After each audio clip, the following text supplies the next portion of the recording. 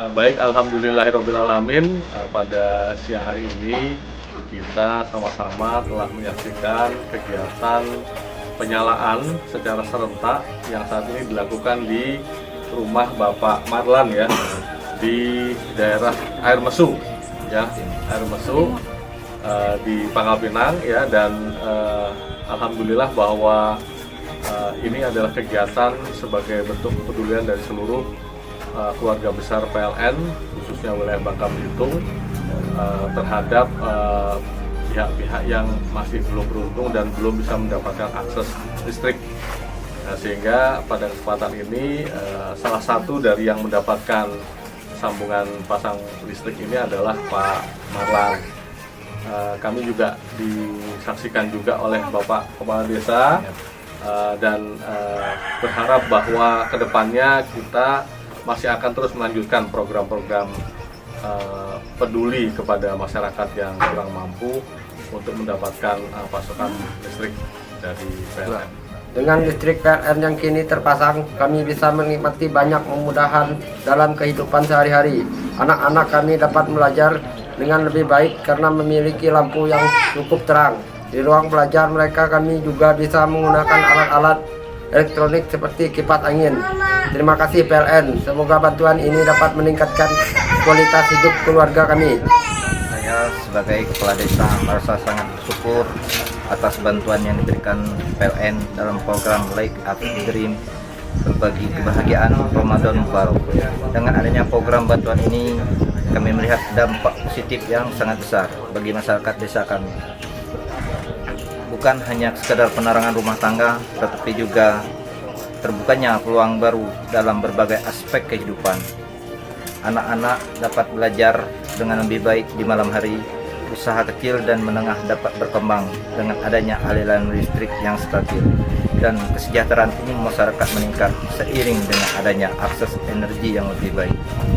Terima kasih kepada pihak PLN atas bantuan atau supportnya dalam program Lake Action Dream. Assalamualaikum warahmatullahi wabarakatuh.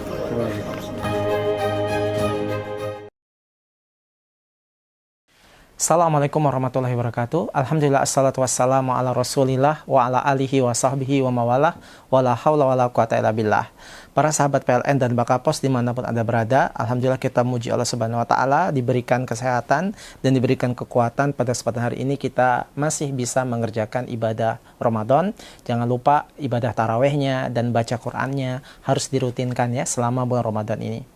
Dan pada kesempatan sore hari ini saya akan membahas tentang hadis yang berikutnya, yaitu hadis dari Abdullah Nu'man bin Bashir radhiyallahu anhu. Beliau mengatakan, beliau mengatakan, sami'tu Rasulullah SAW yaqul, aku mendengar Rasulullah SAW bersabda, innal halala bayyinun wa innal harama bayyinun. Sesungguhnya halal itu jelas dan yang haram itu juga sudah jelas. Yang halal itu sudah jelas dijelaskan dalam syariat ini, seperti misalnya ya daging babi, itu jelas halalnya, haramnya ya.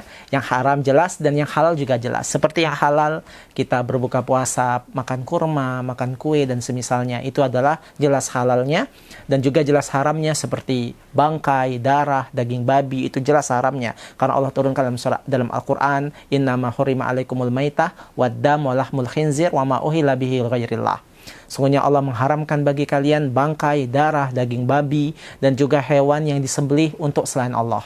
Nah ini jelas, semua hewan itu haram. Begitu juga hewan-hewan yang haram, seperti hewan yang berkuku tajam, yang dia berguna untuk mencengkeram mangsanya, seperti harimau, kemudian kucing, kemudian hewan yang bertaring, juga ada nas pengharamannya, di mana taringnya itu untuk merobek mangsanya, ya, dan juga ada hewan-hewan tertentu seperti hewan-hewan yang dilarang untuk dibunuh, seperti katak adalah hewan yang dilarang dibunuh, burung hut-hut, semut, maka itu dilarang untuk dimakan. Atau hewan yang diperintahkan untuk dibunuh karena hewan fasik seperti ular, kalajengking, kemudian anjing galak, itu semua hewan-hewan yang fasik yang diperintahkan untuk dibunuh apabila dia mengganggu manusia. Nah, jadi hewan-hewan makanan yang haram dan halal itu sudah jelas. Makanan yang haram, ada yang haram secara zatnya, seperti tadi bangkai, darah, daging babi yang saya sebutkan. Ada yang haram dari cara mendapatkannya, seperti hasil korupsi, hasil menipu, hasil mencuri. Ini adalah cara mendapatkannya dengan cara yang haram, atau bekerja di pekerjaan yang haram. Seperti pekerjaan ya yang haram. Banyak sekarang orang-orang tidak peduli lagi dari mana dia dapat uangnya, apakah itu halal atau haram. Kata mereka, ya yang haram aja, yang halal aja susah, kata, apalagi yang haram. Inilah pepatah yang sangat berbahaya, karena seorang mukmin memilih makanan yang hanya halal saja yang dia masukkan ke dalam tubuhnya, dan menjauhi perkara yang haram. Kemudian kata Rasulullah SAW, ya dalam ini, wa bainahuma umurun mushtabihat. Di antara hal dan haram ini ada perkara yang syubhat, samar-samar apakah dia halal atau haramnya. Kenapa bisa syubhat? Syubhat bagi diri kita mungkin karena kita tidak tahu ilmunya. Ini syubhat apa enggak ya? Seperti misalnya makan cacing. Nah ini apa ya hukumnya ya? Ini halal apa haram ya? Syubhat berarti. Atau misalnya rokok. Rokok ini halal apa haram ya? Syubhat. Ada ulama yang mengatakan dia haram, ada yang mengatakan makruh, syubhat. Ya, ada berapa yang merupakan syubhat. Bagaimana kaedahnya dalam perkara yang syubhat?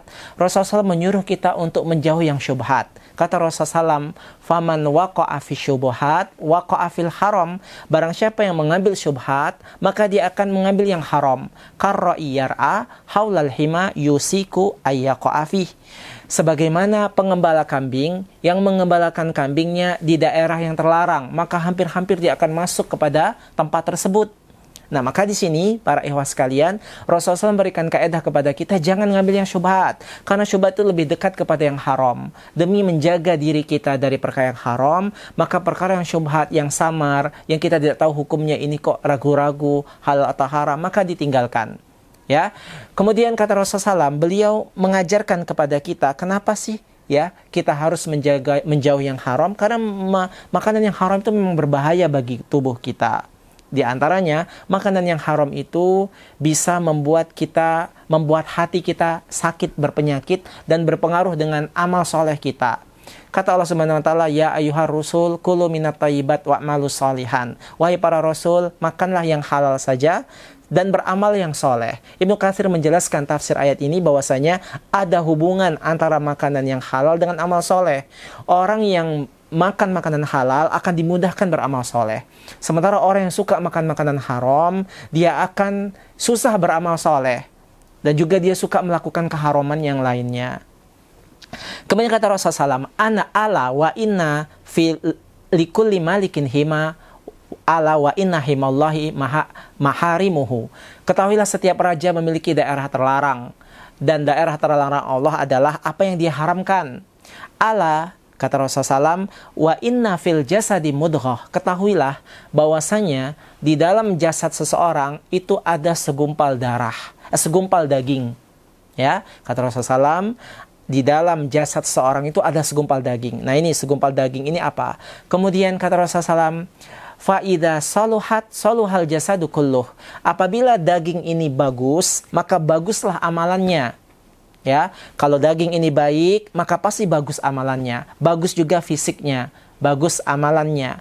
Wa idza fasadat fasadal jasadu kulluh. Apabila daging ini rusak, maka rusak juga amalannya. Apakah daging ini? Kata Rasulullah, ala wahyal qalbu. Daging ini adalah hati atau jantung. Hati yang kita bilang hati yang ada di dada kita. Sebenarnya qalbu itu bahasa Arabnya jantung, tapi sudah kadung diterjemahin bahasa Indonesia hati, ya udah hati, jagalah hati. Padahal sebenarnya jagalah jantung. Karena kalau kita sakit hati, yang sakit itu jantung bukan hati. Hati itu di sini, di lever, ya. Tapi sudah kadung diterjemahkan hati, ya udah kita katakan bahwasanya hati. Nah, maka para sekalian, hati inilah pengendali anggota badan. Kalau hati kita bersih, pasti baik amalannya. Tapi kalau hati kita busuk, maka busuk juga amalannya. Makanya tidak benar ada istilah kata orang-orang, ada apa-apa kita bermaksiat, yang penting kan hatinya bersih. Tidak ada. Tidak ada ceritanya orang yang suka bermaksiat itu hatinya bersih. Kata Rasulullah sudah mengatakan, kalau hatinya bersih, pasti amalnya bagus. Tapi kalau hatinya buruk, pasti amalannya buruk. Sebagaimana syubhat orang-orang, nggak apa-apa kita membuka aurat, yang penting kan hati kita ditutupi. Salah, karena kalau hatimu bersih, pasti kamu akan menjalankan perintah Allah dan tidak berat menjalankan perintah Allah. Tapi karena hatimu yang bermasalah, sehingga kamu berat dalam menjalankan perintah Allah. Maka hati ini penting, jaga hati kita dengan amal soleh, jaga hati kita dengan tidak makan makanan haram, pilihlah makanan halal, pilihlah pekerjaan yang halal agar hati kita bersih dan akan bagus pula amalan perbuatan kita. Ini saja. Assalamualaikum warahmatullahi wabarakatuh.